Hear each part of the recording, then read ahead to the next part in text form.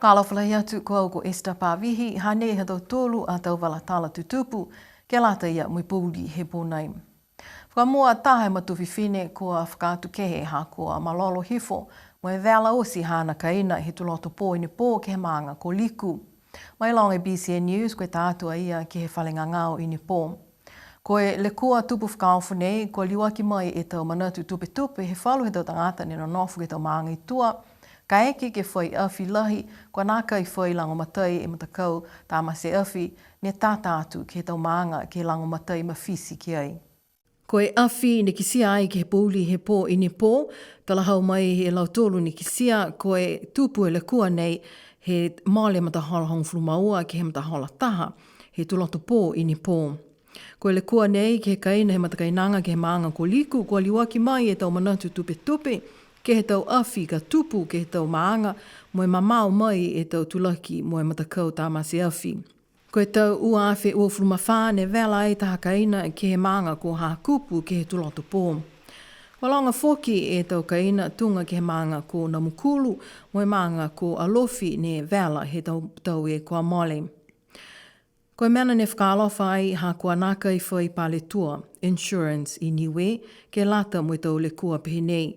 Ko e ka venga ni ke liu tā langa e tau kaina fua ni he mga whawa.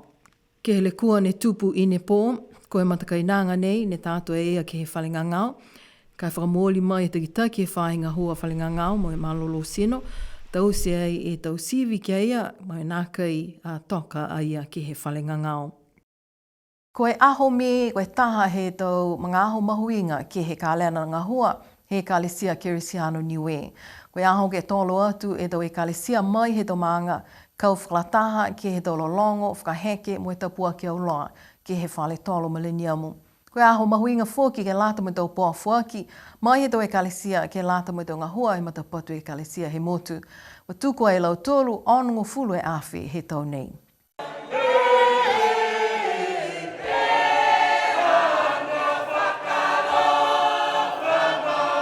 Ne whakahako ai ke he whale millennium he aho whaiumu e kua mole e aho me, kua whakalataha atu fōki e hukui pale mia le lifu sonia tālangi, mo e tau hukui mai i he tau whakatuwhanua New Zealandi mo Australia. Ko e aho li lifu. Ko e tau nanga nei, pe tā puhara ki tau whidau tōre tau reo he tau maanga taki tō taha. Whakauera he mahaki mai Karesia Niue. Whakauera he hako ham tōre tō ngā hua. Whakaue hako e hata tōru whakawitu i anga mō tōru, tau riongi, tau whamawhana, tau tamatama, mai tau mahumita ki osi, mai hata tōru tau tangata. Whakauela he ke ham tōru tau lewe ki anga osi, mai tau mui anga hata tōru. Ke mō tōru osi, tōta he whia hako he kisia mō tōru he o mai ke lolong, he o mai ke whia. Tō tae nā whao mtoro neo mai si karanga. Ha koe aho whia. Na ua ni e aho lalahi ke ka lena ngā hua he Kālesia Kerisiano Niue ke pota e tau whakalofo mo tau poa mai he tau e Kālesia maanga. Koe aho me he hawha whakamua he tau, mo aho pene a mina he mahina o ke topa. Mahuinga whoki ke langona mai he takitaki fōu he ko misi asi hake he Kālesia, koe ulu motua he maangua wasele Billy Tālangi. Ana e vilianga kua whakahoko ai ke mahina kua more atu. Ke lata ia mo e langamata ianga. Ke rewe ki he tau koroa nei. Kua poa whakau e mai. Me poa whaki mai e mtoru i tau e Karesia te ki taha. Mai he tau katofi hui ha mtoru. Ki sia laulahi ke mahara nei. Au e ke whakatuwhano ko pension. Haia ne ngā hua ki ai am tōre tau tupona. Asi tau poa i kiki, kua lalawhi au roa tau tōru ke lata, mo e rive ki anga i ngā hua he tua. Kako i ngā hua ni ka ia tau tōru. Whai puhara ke he whoki na kai. Haia e kumisi whou, kumisi e tau tōru ke aha. Fuata, po ke hingoa lai, tau ono ki mua. Ke lata mo e whauru he tau ngahua nei, hako unu ki mua e tosi he puke tangata tau tōru. Sina kai whelawaki mo tau koroa ha tau tolu ke rewe ki ha tau tolu tau ka. Kai mene ia, kau ke whakotu whana. A ko mau tau ranga matai ia. Kua whuaki whuaki tau tolu. Ke rewe ki ha tau tolu anga hua he tua. Koe tau nei, kua maua ai mole e onu fulu e awhetau tā la, ke lata mo tonga hua he kalesia. Hanei e hangai tuhi tupe he komisi a si hake, sia kono Trevor sia kia, mai he kalesia la kapa, mo e whakamatalanga ki he tau tupe maua. Whakatoa tonga hato tōru atou. Pōa ko maua e ka lata e me aho me he tau uawhi uafuru maono. Ono fure awhi tahe seu 5 one dala. Ono fure awhi tahe seu 5 one dala. O e tulou ki he tau pōa ko fuaki, ma tau i kalesia, me tau sia kono, Ririfu tau kāko, tau uru matua. Apamana ki ni ke manuia nei tau fuaki ko fuaki, ke la tae me hato tōru ale, lewe ki anga, he tau matua whakawhekau he hato tōru ai kalesia.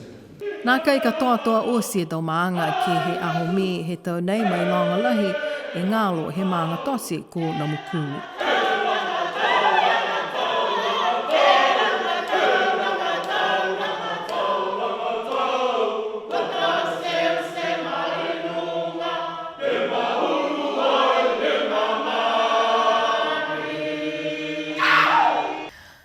Koe aho ini awhi, aho uafuru matolo mahina masi, koe aho ke whakamanatu he lalolangi e tau whāhinga hua fofua matangi. Koe matapatu manatu he tau nei, koe mahuinga he tau ngā hua he tau whāhinga hua nei, moe tau lotu matala ke fuafua e matangi me kālai meti. Ne tolo atua e tau takitaki he motu, moe tau hukui mai he motu ko Samoa ke he taha whakamunuinaanga, ne whakahoko ke he aonga he tau whānau iki, ke lātai mo e tau pepa ne kua whakaliliu mai he mga hau Peritania ke mga hau motu hangauia ke he tau le kua tupu whakaofo. Ko e tau seanga nei ke whakamanatu ki e aho niawhi. Koe mahuinga he aho uafuru matolu he mahina masi, ha koe aho ia ne whakatua e matakau World Meteorological Organization ne toka ki Geneva he motu ko Switzerland, whakatua e he tau tahe awhi hiwe seo 50. Ine awhi ne o atua e matakau fuafua matangi he motu, ne takitaki e Mrs. Rosie Missy Apple, o atua lau tolu ke he aonga he tau whānau iki ki tau se, e taha whakamunuinaanga ke he tau papa fōu, me whakamailonga fōki e aho mahuinga ia. Ko o atu fōki e hukui palemia lilifu sonia tālangi, mo e hukui iki pule he whāhinga hua fuafua matangi, lilifu talaisi, tama talaisi. Ko e tau whakaholoanga nei, ne o mai paua ki tahamta kau mai he kautaha SPREP, mo e whakaholoanga Weather Ready Pacific, ne takitaki ai e Mr. Offa whanunu. Mai longa fōki e tau te genolo fōu kwa maeke ai ke whakamawhisi, mo i maua tuai e tau fuafuaanga, mo e whakailoa ke he tau tangata. Ko e tau ngahua mahuinga ke pui e tau momo i tangata mai he tau lakua, ka tutupu ai, hanei e takitaki. Ko e whakakoanga tolo he aho nei, ke hangau ia ke he tau puhala ke whakatolomaki atu, po ke whakapuloa atu e tau whakailoanga ke he tau matangi, po ke tau hātaki matangi.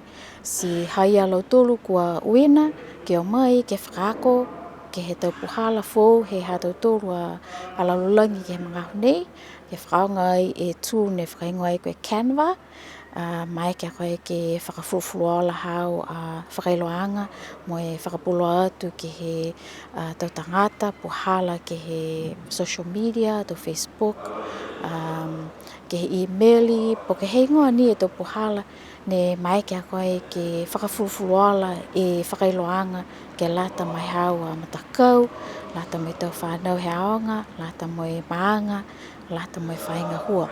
Naka ini ke pehe ko mautolu ni ka ha he whainga hua ka whuaki atu e whakailoanga, ka koe puhala nei ke maeke e tau whainga hua, pia whuki ni mo lautolu ke he tau maanga, ke whakafulufuluala po ke whakahanganga mita ki ha lautolu a tau whakailoanga ke lata mai tau matamatangi a wha po ke tau hātaki matangi.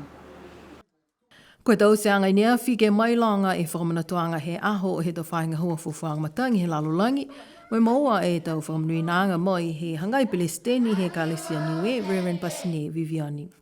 Ha kua tata mai e tau mga aho ke whakahoko e wilianga lahi he motu, Wa moa mai i neawhi e taha whakailoanga mai he whakatunu whono li lifu ko Hima Douglas ke whakailoa koe aho flai le whaitapu nei tō whakaosi e ngā hua he whono ke pule ke hongfuma waluaki.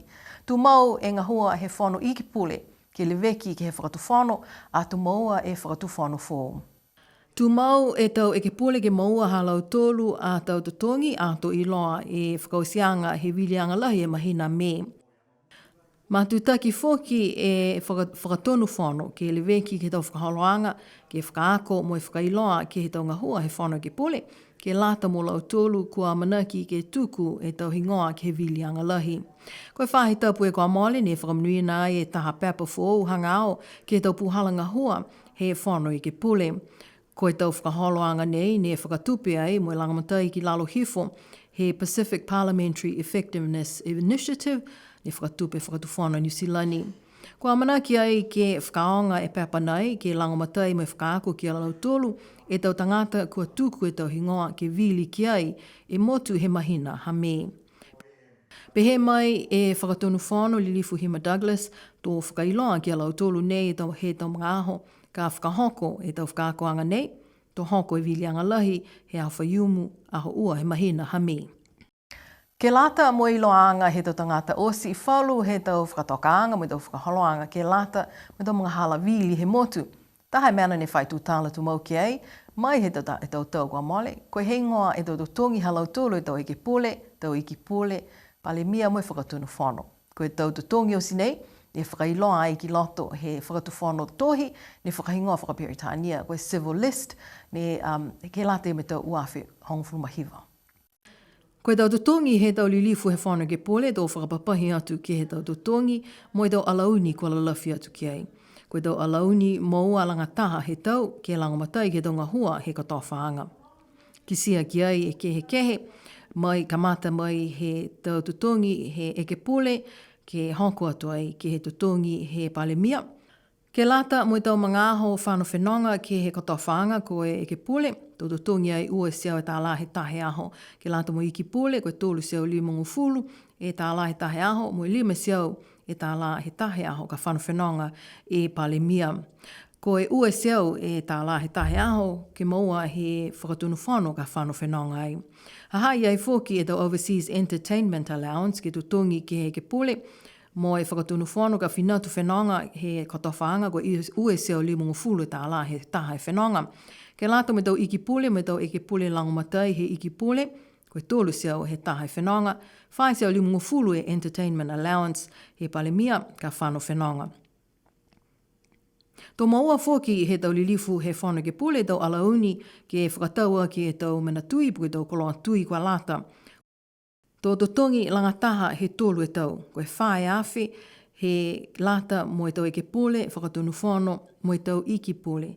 Le mai awhi he alauni ke lata mo e tau mena tui pu e tau koloa tui he palemia he tōlu e tau. Ke whakaosia ki e walatala tutupu he pōnei, tōlonga e tau hukui mai he tamutakau sipote ne o atu ke he taha whono ne whakahoko e whaitapu e kaha mole. Whai tutaki matakau whoki ne matutaki ki he whono mai he tau motu kehe. Kua hea paua ki he ki pule he whai sipote he motu lilifu sonia taha langi he whono. Ke whai whakatūtalanga mo e liu tūtala. Ke he tau mena tutupu tali mai he whono he tau uawhi o frumatolu. Hanga au ke he tuanga he matakau niska mo e tau huhu he tau matakau sipote he motu. Koe kisia mo e longona ai e tau leo halau tōlu ni o atu ki he whanoanga nei. Koe longa e tau huhu he tau tangata ni o atu ki he whanoanga ke lata mo e matakau niska. Ka nāka e whinatu e Palestini he matakau ko maru tālangi ki he whano. Koe hangai Palestini he matakau niska ko Tony Edwards mo e tohi kupu ko Sydney Lui. Whakalataha atu laua ke he whano nei mai he tau mutu kehe. Ka nāka e manako laua ke tali e tau huhu mai matakau niska. Ko e whakaholo anga whono ne whakailoa toka ai whoki e tau manako ke whakatūtala ke he wheua Commonwealth Games ka whakahoko i Glasgow he mahina Iulai he tau nei. Kai nāka i whakatūtala ki ai, ko e mena ia nāka i loa, ko e whai matakau na kai a Niue ke o atu ke Commonwealth Games. Mai longa e manako he iki pule lilifu Sonia Tālangi mo e whakatu whono ke maua e kau whakataha he tau matakau sipote he motu. Kai kisia ki ai, koe oka mo e loa ngai e puhala Ke maua e anga kau whalataha he tau matakau si poti, moi matakau niska. Sipihia e tau walatala tutupu ha tau tolu ke la te ia mea whiawhinei. Liu matutaki mai he pōtulato ke la te ia tau walatala BCN News whaka Beritania. Ka mawehe atu mga honei. Onui ni pō.